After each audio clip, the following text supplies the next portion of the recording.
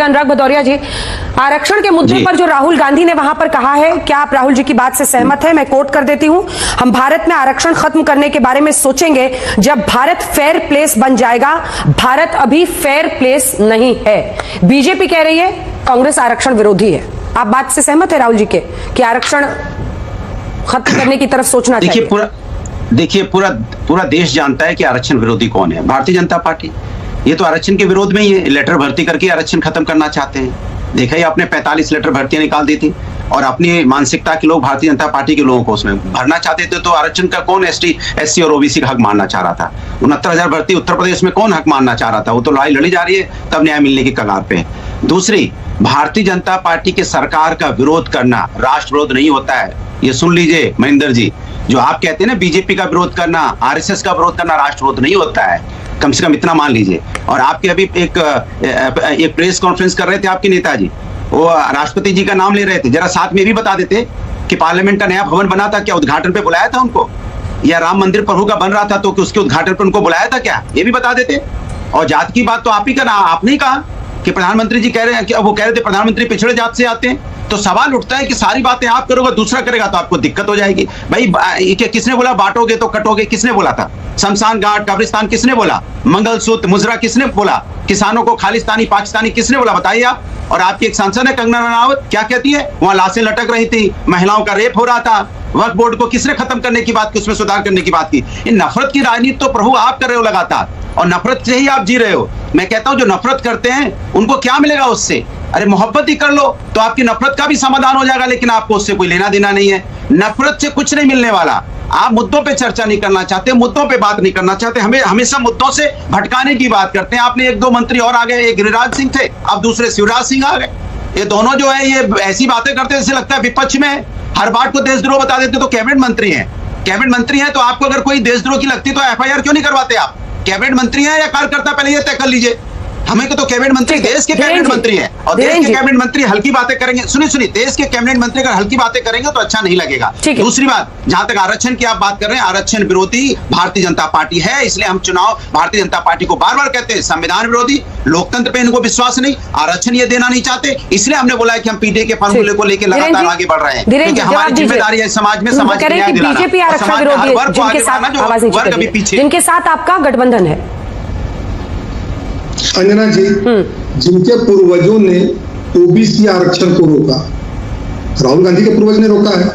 जिनके पूर्वजों ने महिलाओं के आरक्षण में रोड़ा अटका के रखा, आज वो ज्ञान दे रहे हैं। वही अंदर की बात उनके मुंह से बाहर में जाके निकल रहा कि जब एक बार देश में वातावरण अच्छा हो जाएगा तो हम आरक्षण को समाप्त कर देंगे। मैं इसकी निंदा करता हूं।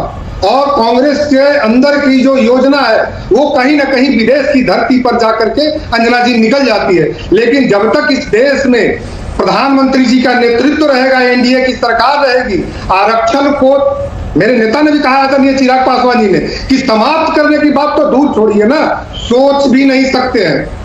और सिखों के ऊपर में कैसे सांप्रदायिक सौहार्द की बात कर रहे हैं राहुल गांधी जी, मुझे तो आश्चर्य होता है। 84 में जब 3000 सिखों का वहां पे हत्या हुई थी और पहचान तब छुपाना पड़ रहा था जब 5 का जो सिखों का प्रेम है 5K, उसको भी लोग छुपा रहे थे अपने जान को बचाने के लिए। इसके तो जनक रहे हैं कांग्रेस पार्टी के लोग। आज उन्हीं के नेता कह रहे हैं कि सिखों में हिंदू मुस्लिम सिख ईसाई आपस में है भाई भाई, और वहां पर जाके कह रहे हैं विदेश की धरती पर कि हिंदू मुस्लिम सिख ईसाई और आपस में सबकी हो रही लड़ाई। क्या विचार है भाई? आप किस हद तक गिरेंगे राहुल जी? मानता हूं मैं सरकार में आना है, आप विपक्ष में हैं, मेरी आलोचना करिए, लेकिन तरीका स्वस्थ होना चाहिए। आप जाते हैं अंजना जी, मुझे आपको मालूम है हर 4 महीने पर इनको अपना सॉफ्टवेयर आदरणीय राहुल गांधी जी को अपडेट कराने के लिए विदेश की धरती पर जाना पड़ता है। और इनके जो अंकल है ना, जिन्होंने कहा कि ही इज नो पप्पू, मैं नहीं कहा है, मैंने नहीं, ये सैम पित्रोदा ने कहा है। कुछ परेशानी है क्या आपको? और उसके बीच में मैंने नहीं बोला सुप्रिया जी, आप इस तरह की बयानबाजी करेंगे ना, क्यों चुप रहूंगी? आप बेवकूफी की बातें कर रहे हैं। आप मेरे नेता की सॉफ्टवेयर बात बोलिएगा, मैं चुप रहूंगी। आप अपना मानसिक इलाज कराइए, आप मानसिक रोगी लग रहे हैं मुझे, इलाज कराइए आप मानसिक। बेवकूफी की बातें करते हैं यहाँ पर आकर, कोई तथ्य नहीं है, तथ्य बोलेंगे नहीं, कोई साक्ष्य नहीं बोलेंगे। ये आपके शब्द है, आप नेता बात करेंगे इस देश के, बात कर रहे हैं। उनके नेता पर ये क्या शब्द, ये क्या मतलब ऐसे अनादर वाली टिप्पणी मत कीजिए। आपके नेता पर कोई ऐसी बात बोलेगा तो आपको बुरा लगेगा। टॉपिक पे रहिए, टॉपिक पे रहिए। मैंने नहीं कहा है मीरा जी, ये तो हम इससे बात करेंगे, मैंने देखा दूंगी, बदतमीजी करिएगा, एक शब्द नहीं बोलने दूंगी। अरे ये अंकल साहब ने कहा, सुप्रिया जी आप समझती क्यों नहीं है? मैंने कहा वाले संस्कार अंदर घुस गए अभी भी, जो थोड़ा बहुत बच्चों अरे भाई इलाज कराइए। अरे मैंने कहा क्या? अंकल साहब ने कहा कि ही नो पप्पू, आप रिकॉर्ड पर चला के दिखला दीजिए, पीसीआर को बोलिए अंजना जी कि मैंने कहा है क्या? अरे हम लोग से ज्यादा आप ही लोग अब आके चैनल चलाइए, पीसीआर उसीआर सब सीख गए धीरेन्द्र कुमार। अंजना जी मैंने तो आपके चैनल पे देखा, आप सैम पिट्रोडा के बयान का जिक्र कर रहे हैं सुप्रिया जी, जवाब दीजिए। और वो कह रहे हैं राहुल गांधी को विदेश में जाकर सोच समझकर जवाब देना चाहिए। अंजना जी हाँ पूरा कीजिए, 2 लाइन में पूरी कीजिए बात धीरेन्द्र जी, मुझे बोल लेने दीजिए। धीरेन्द्र जी 2 लाइन में पूरी करें। जब इनकी सरकार थी अंजना जी, तब इसी को जब उस समय के तत्कालीन गृह मंत्री सुशील कुमार शिंदे के सरकार में तो सुशील कुमार शिंदे जी को कश्मीर जाकर के फोटो ऑप कराने के लिए कहा गया था। हाल ही के एक इंटरव्यू में उन्होंने कहा है कि कश्मीर के डल झील पे हमको फोटो ऑप कराने में डर लगता था। ये थे उनके समय के सौहार्द का वातावरण, और आज हमें ज्ञान दे रहे हैं। लेकिन जब इन्हीं का ये मोहब्बत की दुकान को लेकर के कश्मीर गए थे आदरणीय राहुल गांधी जी और प्रियंका गांधी जी, कैसे बर्फ के गोले खेले थे, ये भी सभी लोगों ने आपके माध्यम से देखा था टीवी पे। और आज मुझे बता रहे हैं कि नफरत का माहौल है और दुकान कहने पर इतनी आपत्ति है। 10 सेकंड और लूंगा। और मुझे कह रहे हैं कि ये नफरत की दुकान है। और अभी इन्होंने बड़े फख्र से कहा कि हमने देश का प्रधानमंत्री आदरणीय मनमोहन सिंह जी को बनाया था, लेकिन वो चीज नहीं बता पाए कि राहुल गांधी जी ने उनके मुंह पे बिल फाड़ करके उनका कैसा प्रधानमंत्री रहते हुए सम्मान किया था। आप जरा इसका जवाब दीजिए। ठीक है, अब जवाब सुन रही, अब जवाब सुनिए। 3 प्रश्न हैं जो कि प्रश्न पूछे जाने चाहिए। उनका ये कहना है कि आपने पूर्व प्रधानमंत्री मनमोहन सिंह बने, लेकिन उन्हीं की सरकार के द्वारा जारी एक ऑर्डिनेंस को फाड़ा था राहुल गांधी ने, तो ये कितना सम्मान होता है। दूसरा बिंदु है विदेश की धरती पर जाकर भारत की ऐसी तस्वीर पेश करने की जरूरत है क्या कि यहां पर लोग धर्म के आधार पर एक दूसरे पर मतलब धार्मिक प्रतीकों पर लोगों के हमला करने को तैयार बैठे हैं। ये एक बहुत बड़ा सवाल है ना सुप्रिया जी। अंजना जी, सबसे पहले तो मैं पूरे सम्मान के साथ एलजेपी के प्रवक्ता से कहना चाहती हूं, मानसिक डॉक्टर को दिखाइए, इलाज का खर्चा मैं दूंगी। आइंदा आकर यहां पर सॉफ्टवेयर जैसी बातें मत करिएगा, बोलने नहीं दूंगी आपको। आपके नेता खुद कास्ट सेंसस की बात कर रहे हैं। आपके नेता और बीजेपी में तनातनी सबको पता है क्या चल रही है। मेरा मुंह मत खुलवाइए, उस पर दिक्कत में आ जाइएगा, ना बोलने लायक रहेगा ना बचाने रहेगा। आपने मेरे नेता के लिए गलत बात कही, आपको मैं 4 बातें सुनाऊंगी, आइंदा मत करिएगा ये काम, ये आपके मुंह पर कह रही हूं। आपने सवाल पूछा यहां पर कि प्रधानमंत्री मोदी जो है, प्रधानमंत्री राहुल गांधी विदेश जाकर ऐसा क्यों करते हैं। राहुल गांधी विदेश जाकर देश की बात कर रहे हैं। राहुल गांधी चाइना जाकर ये नहीं कह रहे हैं कि अरे पैदाइशी शर्मिंदगी हो गई जो मोदी जी ने कहा।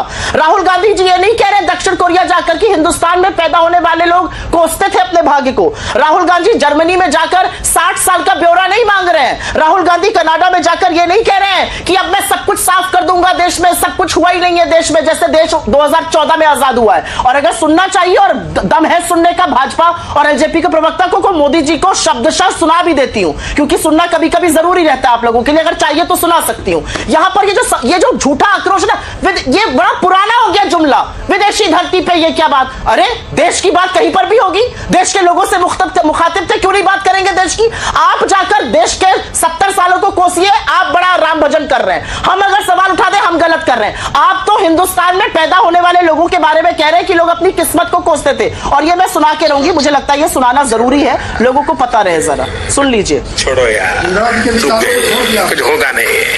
अरे भगवान बचाए भाई, पता नहीं पिछले जन्म में क्या पाप किएगा, हम हिंदुस्तान में पैदा हुए। ये नरेंद्र मोदी जी के विचार थे, और चीन हमारे शत्रु देश की धरती पर बोल रहे थे। यह है आपके प्रधानमंत्री की असलियत। राहुल गांधी जी ने आरक्षण पर बड़ी दो टूक बात करी है, वो शायद इन लोगों के सिर के ऊपर से निकल गई। राहुल गांधी जी ने कहा है 90% लोगों की कोई भी भागीदारी नहीं है और उनको जरूर भागीदारी मिलनी चाहिए। राहुल गांधी जी ने उसके बाद कहा है कि हम सोशियो इकोनॉमिक कास्ट सेंसस कराना चाहते हैं, जिससे कि जनरल कास्ट के भी जो गरीब है उनका भी पता चले और दलित आदिवासी पिछड़ों का जरूर पता चले। और उन्होंने इंस्टीट्यूशनल सेंसस की बात करी है, चाहे वो कॉर्पोरेट इंडिया हो, चाहे वो हेल्थ केयर हो, चाहे वो मीडिया हो, वहां पर प्रतिनिधित्व क्या है, कितने लोग हैं दलित आपकी टीम में, ये जानना चाहता है देश, लेकिन ये कोई बताने को तैयार नहीं है ना।